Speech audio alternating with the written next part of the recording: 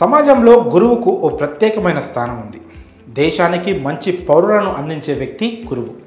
తాను నిత్య విద్యార్థిగా ఉంటూ విద్యార్థులకు పాఠాలు నేర్పిస్తుంటారు. కేవలం జీవనం కోసం ఉపయోగపడే పాఠాలే కాకుండా జీవితంలో పైకి వచ్చే మంచి నడవడికను టీచర్లు నేర్పిస్తుంటారు. అంతేకాక ఎంతో నిజాయితీగా పనిచేస్తూ పిల్లల అభివృద్ధి కోసం పరితపిస్తుంటారు. విద్యార్థులపై ఆప్యాయత చూపే గురువులు ఎంతోమంది ఉన్నారు. అలాంటి వారు పదవీ విరమణ చేసినా వేరే చోటికి బదిలీ అయినా విద్యార్థులు అల్లాడిపోతారు. తమ గురువుకి వెరైటీగా వీడ్కోలు పలుకుతుంటారు. తాజాగా అలాంటి ఘటన హైదరాబాద్లో చోటు చేసుకుంది. హైదరాబాద్లో ఉస్మానియా మెడికల్ కాలేజీ గురించి ప్రత్యేకంగా చెప్పనక్కర్లేదు. ఇక్కడ నుంచి ఎంతోమంది విద్యార్థులు వైద్య విద్యను అభ్యసించి సమాజానికి సేవ చేస్తున్నారు. ఈ ఉస్మానియా వైద్య కళాశాలకు ప్రిన్సిపాల్గా డాక్టర్ పి శశికళారెడ్డి ఉన్నారు.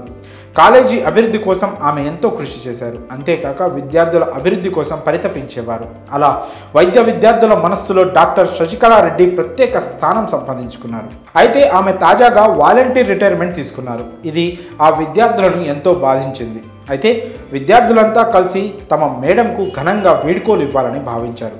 మేడంపై తమకున్న అభిమానం జీవితాంతం గుర్తుండిపోయేలా చేయాలని భావించారు. ఈ క్రమంలోనే విద్యార్థులు ఓ గుర్రపు బండిని ఏర్పాటు చేశారు. దానిని చక్కగా పూలతో అలంకరించి అనంతరం డాక్టర్ శశికళారెడ్డిని గుర్రపు బండిపై ర్యాలీగా విద్యార్థులు తీసుకెళ్లారు. థ్యాంక్ యూ మేడం అంటూ బ్యాండ్ బాజాలతో విద్యార్థులు వీడ్కోలు పలికారు.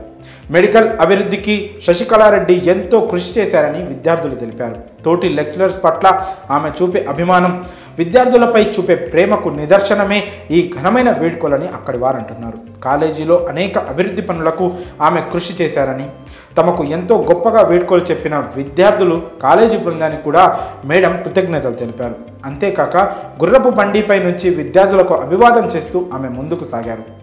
విద్యార్థులు అందించిన ఈ ఘన వీడ్కోలకి ఆమె కాస్త ఎమోషనల్ అయ్యారు. మరి తమ ప్రిన్సిపాల్కి విద్యార్థులు అందించిన ఈ అద్భుతమైన వీడ్కోలపై మీ అభిప్రాయాలను కామెంట్స్ రూపంలో తెలియజేయండి.